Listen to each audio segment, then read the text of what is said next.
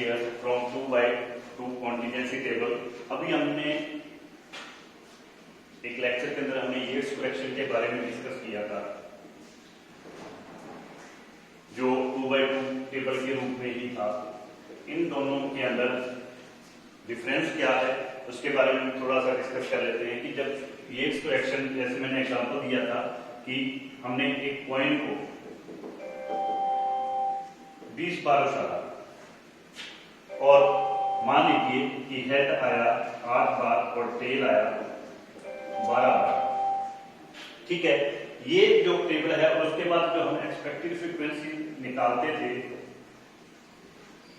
वहां जो डाटा दिया हुआ है सिर्फ इतना ही दिया हुआ है। यहाँ पे क्या है, 2/2 के रूप में डाटा दिया हुआ है और ये करेक्शन जब यूज करनी है तो उसमें 2/2 के रूप में डाटा दिया नहीं होता, परंतु हाँ एक्सपेक्टेड के रूप में हम उसको की जो टेबल बनती है उसको 2/2 टेबल के नाम से संबोधित किया जाता है या बोला जाता है।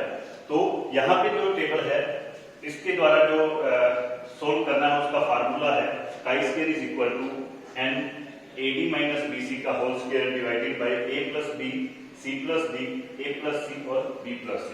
अब मान लीजिए कि ये एग्जांपल है कि किसी टेस्ट के ऊपर किसी भी क्वेश्चन के ऊपर बॉयज और गर्ल्स, बॉयज कितने हैं 30 और 15 45 और गर्ल्स कितनी हैं 21 और 14 35।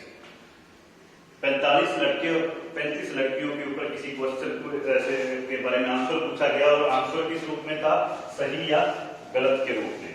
तो जिन्होंने सही आंसर प्राप्त किया, बॉयज में से 30 लड़कियों ने सही आंसर दिया और गर्ल्स में से 21 लड़कियों ने उस क्वेश्चन का आंसर सही दिया और ये उनका गलत का डाटा। इस प्रकार की टेबल को 2/2 कॉन्टिजेंसी टेबल बोला जाता है।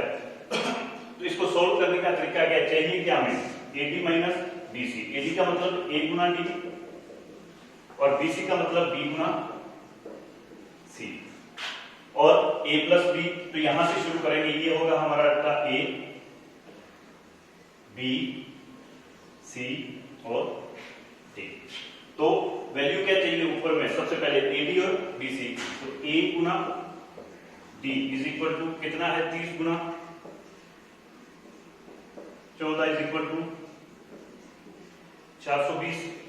B गुना C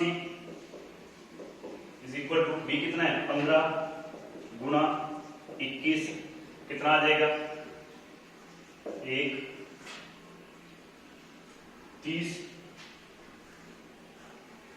15 गुना 300 315 आ जाएगा ये, ठीक है। फिर हमें चाहिए क्या A प्लस B। अब A प्लस B कितना है, A plus B is equal to 45। C plus D is equal to 35। दूसरा क्या चाहिए हमें, A प्लस C। तो A plus C is equal to 30 और 21 51 और B plus D is equal to 29। N क्या है, N मतलब टोटल नंबर ऑफ सैंपल कितने का था 45 और 35 कितने हो गए टोटल, ये N इज इक्वल टू 80।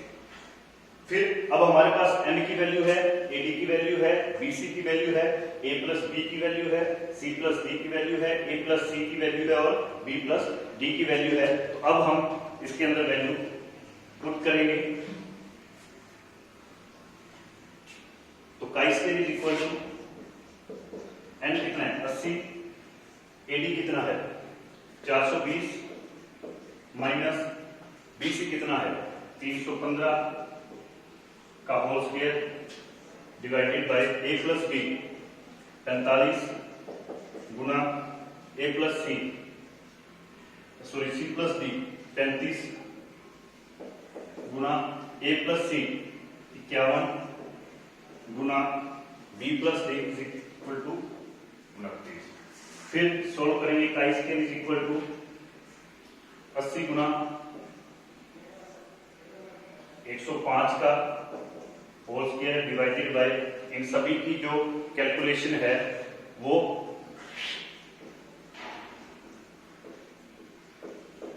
ये आ जाएगी ठीक है। फिर 105 का स्क्वायर करना है तो 80 गुना 11025 divided by 232 9425 is equal to, अब 80 और 11025 की कैलकुलेशन है 882 000 डिवाइडेड बाय 232 9425 और डिवाइड करने के बाद जो वैल्यू आ रही है 22 के इज इक्वल टू 0.38। ठीक है। फिर उसी तरीके से degree of freedom is equal to r minus 1 c minus 1। r का मतलब रो, दो रो है और दो ही कॉलम है, 1 इंटू 1 इज इक्वल टू 1। और टेबल वैल्यू जो इसकी प्राप्त हो रही है वो है 3.84 और 6.64। 0.05 के ऊपर है 3.84 और 0.01 के ऊपर है 6.64। और हमारी ऑक्टेन वैल्यू क्या है, टेबल वैल्यू से क्या है, कम है।